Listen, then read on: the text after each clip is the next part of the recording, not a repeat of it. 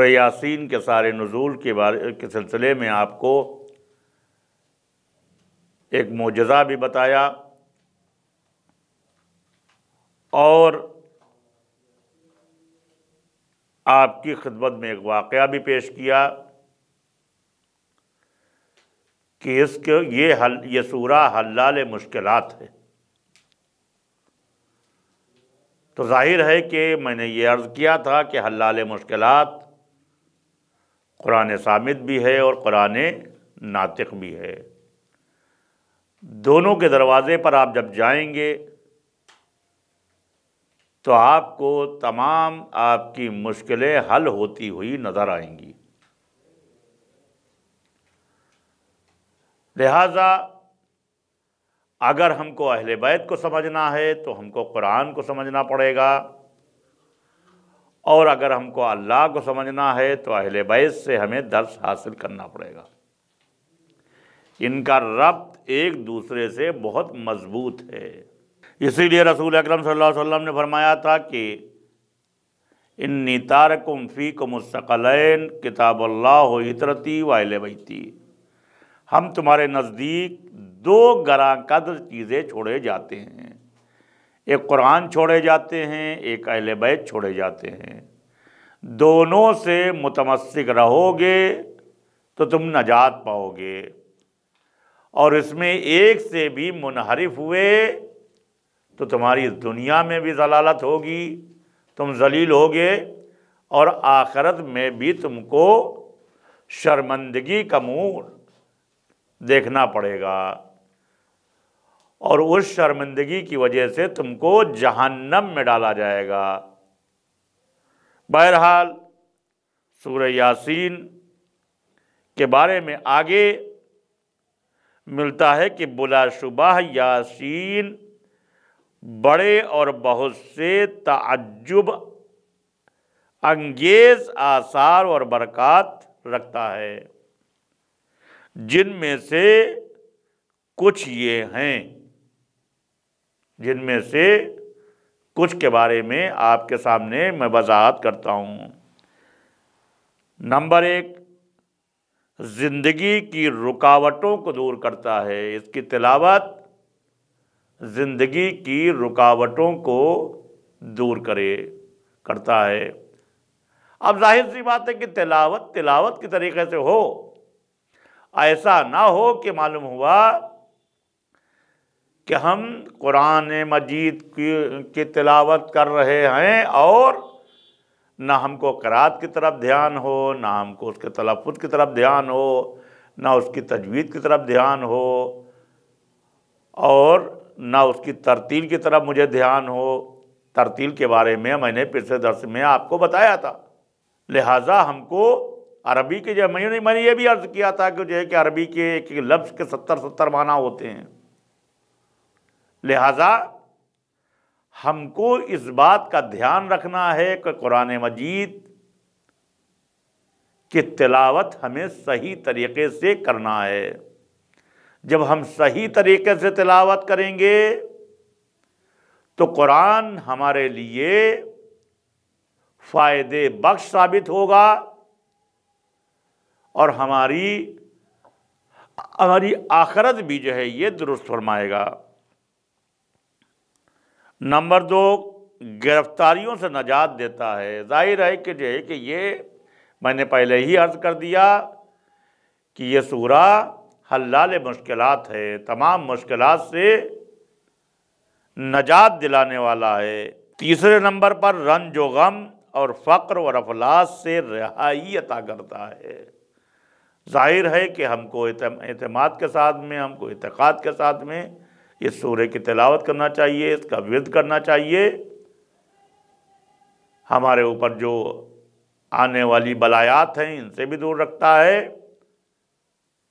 اور ہماری مفلسی کو بھی دور رکھتا ہے۔ عالم مال اور عمر میں برکت دیتا ہے، ہماری مال میں برکت عطا فرماتا ہے۔ ضرورت کے ہنگام بہت جلد فریاد کو سنتا اور پہنچتا ہے، چونکہ مقلب القرآن ہے سورہ، تو ضرورت کے وقت ظاہر سی بات ہے کہ جب حلال مشکلات ہے تو ادھر آپ نے اس کی آیات کو پڑھا، ادھر جو ہے آپ کی مشکلیں حل ہوتی ہیں۔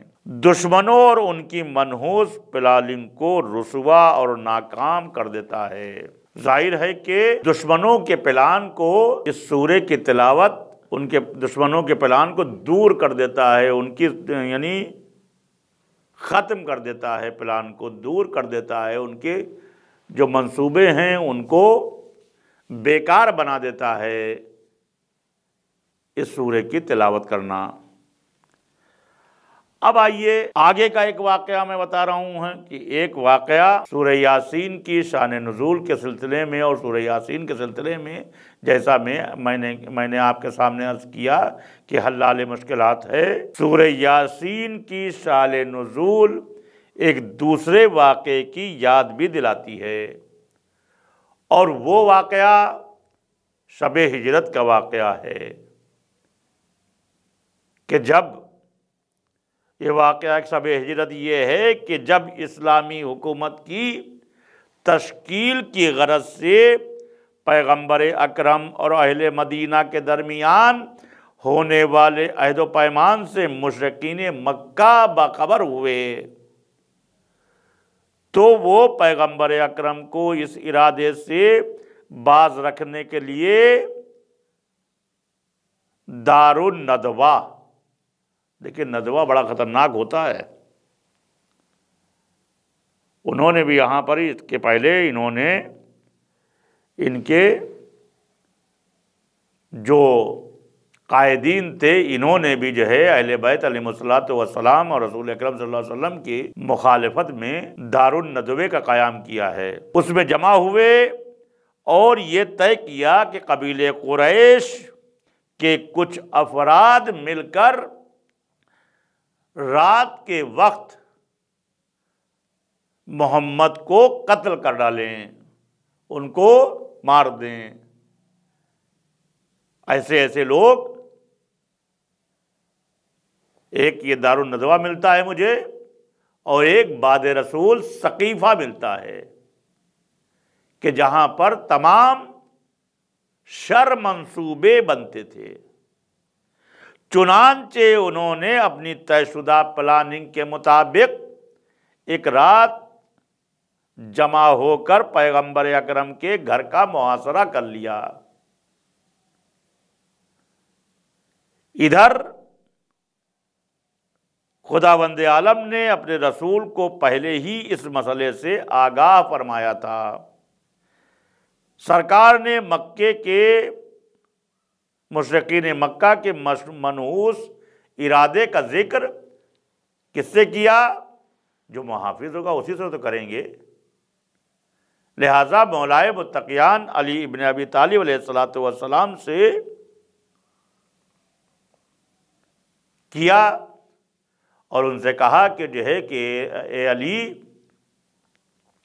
آج کی شب تم ہمارے بستر پر سو جاؤ۔ یہ سورہ یاسین کی شان نزول ہے۔ آپ جب جو ہے اس کو پے در پے ہمارے درس کو آپ سنیے گا تو ظاہر سی بات ہے کہ جو ہے کہ آپ کو بہت ہی اہم معلومات ہوگی۔ حضرت نے بستر پر، اور ادھر جیسے ہی کہا رسول مولا متقیان سے، آپ کو معلوم ہے کہ جو ہے کہ آج کی شب ہمارے بستر پر آپ اے علی سو جاؤ،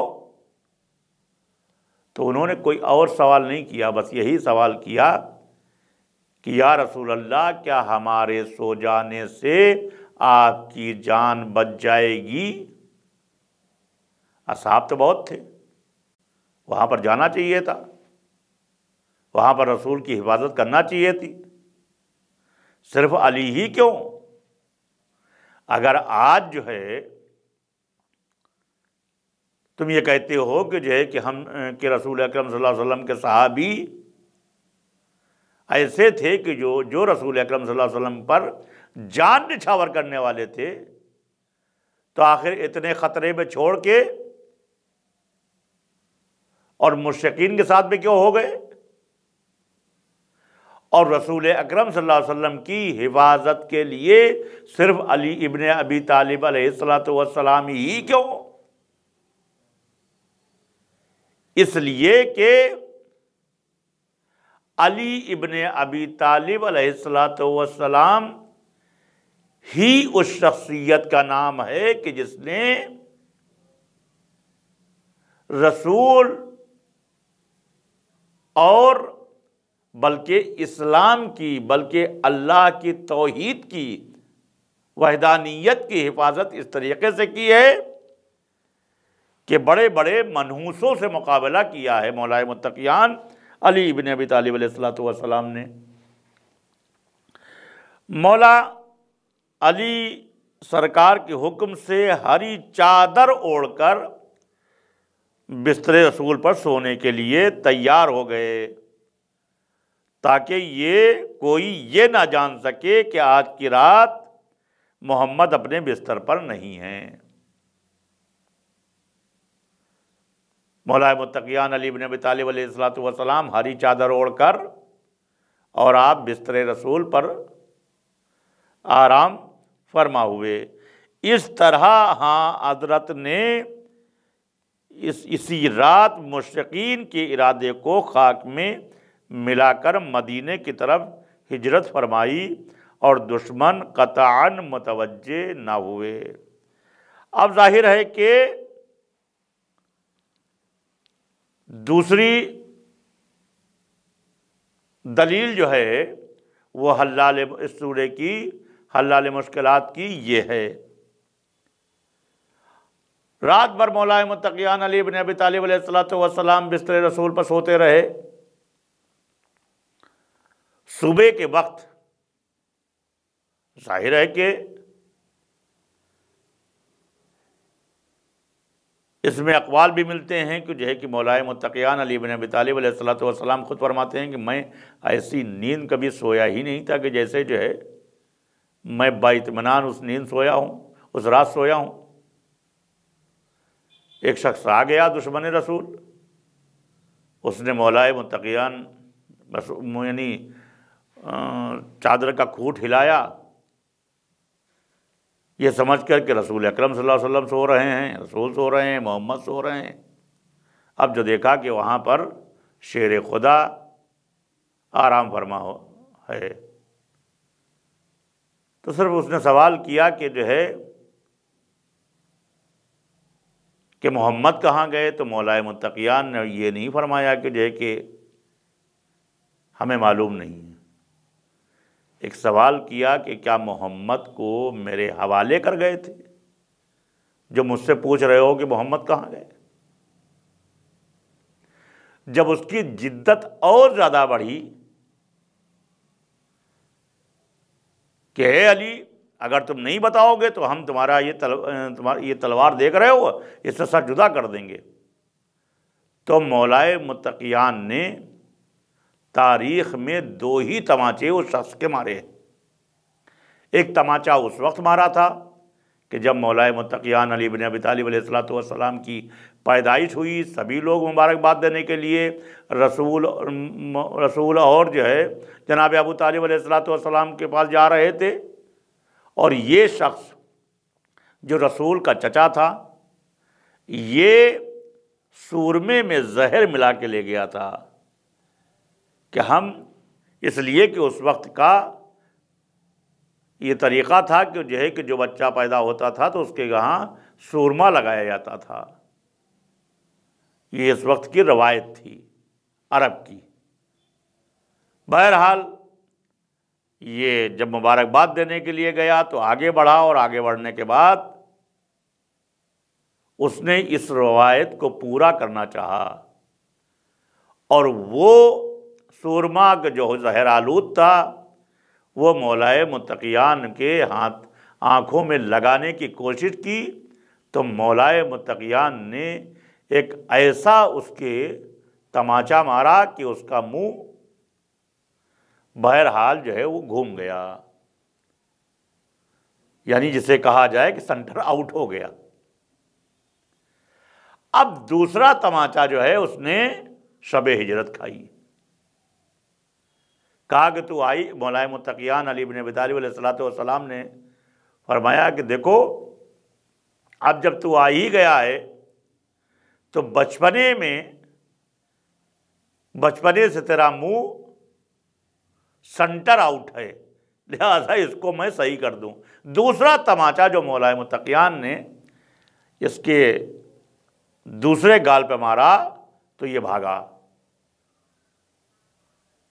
اور دعائیہ دینے لگا۔ اب اس کے بارے میں آپ کو اس کے بعد معلوم ہے، آپ حضرات تقریروں میں سنا کرتے ہیں کہ خداوند عالم نے جو ہے اس رات جو ہے مولا متقیان علی بن ابی طالب علیہ السلام کو کہ نفس کو یعنی جو ہے وہ جناب جبرائیل کو بھیج کر اور نفس کی قیمت جو ہے وہ طلب کی، یعنی قیمت پوچھی۔ جناب جبرائیل 3 دفعہ آئے اور آنے کے بعد جب بھی سوال کیا تو کہ اے علی، اللہ چاہتا ہے کہ تمہارے نفس کی قیمت کیا ہے، کیا اس کو بیچو گے؟ مجھے بہت پسند آیا۔ تو مولا متقیان نے صرف ایک ہی جملہ کہا جب جناب جبرائیل نے کہا کہ جو ہے کہ اس کے عوض میں کیا لوگے، تو مولا متقیان نے ایسے ہی کہا کہ میں خدا کا بندہ ہوں، وہ میرا معبود ہے، اس کی مرضی، جس طرح چاہے وہ مجھے رکھے اور جس طریقے سے چاہے جب چاہے تو مجھے وہ بلا لے۔ بہرحال جناب جبرائیل پھر واپس گئے اور جانے کے بعد کہا کہ بارگاہ پروردگاری میں عرض کی کہ پروردگارہ، علی ابن ابی طالب علیہ السلام کا یہ کہنا ہے کہ خداوند عالم جو چاہے اور جس طرح چاہے وہ مجھے رکھے اور جو چاہے وہ مجھے نوازے، اب اس کی مرضی۔ تو اللہ نے جناب جبرائیل کو پھر بھیجا اور کہا کہ جا کے کہہ دو جبرائیل کہ اپنی مرضی میں نے علی کے حوالے کی اور علی کا نفس میں نے جو ہے وہ لے لیا۔ تو ظاہر ہے کہ جو ہے کہ اس روایت سے یہی ملتا ہے، یہی ظاہر ہوتا ہے کہ روز قیامت جو محبان علی ابن ابی طالب علیہ السلام ہوں گے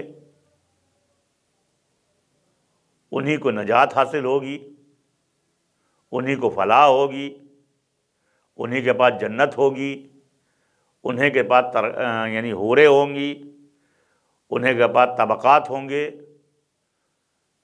اور جب تک کہ مولا متقیان علی بن ابی طالب علیہ السلام سے ٹکٹ نہیں ملے گا، ٹکٹ کے بارے میں یہ ملتا ہے، قول ملتا ہے، یہ قسیم النار والجنہ، کہ جنت اور جہنم کے تقسیم کرنے والے ہیں۔ تو ظاہر ہے کہ وہاں پر دشمنان مولا متقیان علی بن ابی طالب علیہ السلام کے چہروں کا تو نظارہ دیکھنے میں بڑا مزہ آئے گا، اور کس طریقے سے وہ دعائیاں کر رہے ہیں اس میں بھی دیکھنے میں مزہ آئے گا۔ لہٰذا ہم کو چاہیے کہ جو ہے کہ ہم دنیا میں، اس لیے کہ دنیا ہمارے سامنے، ایسا نہیں کہ خداوند عالم اگر ہم اس دنیا میں سرکشی کر رہے ہیں تو خداوند عالم کا اتنا اختیار نہیں ہے کہ صاحب اب جو بھیج دیا تو اب 70 سال کے بعد ہی، خداوند عالم جب چاہے تب ہمیں بلا لے۔ ہم خداوند عالم کی مرضی کے بغیر اس ہاتھ کی انگلی کو نہیں ہلا سکتے، لیکن خداوند عالم ہمیں موقع دیتا ہے کہ دیکھو تمہارے پاس اتنے سال کی زندگی ہے اور اس میں تم اپنی اصلاح کر لو، ہمارے دروازے پر آ جاؤ، ایمان لے آؤ، اہل بیت علیہ الصلوۃ والسلام، اہل بیت کے سامنے سرنگو ہو جاؤ، تو تمہاری فلاح اور بہبود ہے۔ ظاہر ہے کہ خدا بند عالم کی طرف سے یہ زندگی، یہ لمحے، یہ لمحات، یہ موقع ہیں۔ ایسا نہیں کہ جو ہے کہ ہم سرکشی کر رہے ہیں تو صاحب ہم بہت بڑے جو ہے وہ اتنے بڑے سرکش ہو گئے ہیں کہ جو ہے کہ ہم جو چاہے وہ کریں، اور صاحب جو ہے وہ اللہ کا معاذ اللہ استغفر اللہ ہمارے اوپر کوئی قبضہ ہی نہیں رہا۔ ایسا نہیں ہے، بلکہ وہ ہمیں موقع فراہم کر رہا ہے کہ دیکھو اپنے گناہوں کی توبہ کر کے ہمارے دروازے پر آ جاؤ، تمہارے لیے دنیا میں بھی نجات ہوگی اور آخرت میں بھی نجات ہوگی، ورنہ دنیا میں بھی ذلیل ہونا ہے اور آخرت میں بھی ذلیل ہونا ہے۔ وآخر دعوانا ان الحمد للہ رب العالمین۔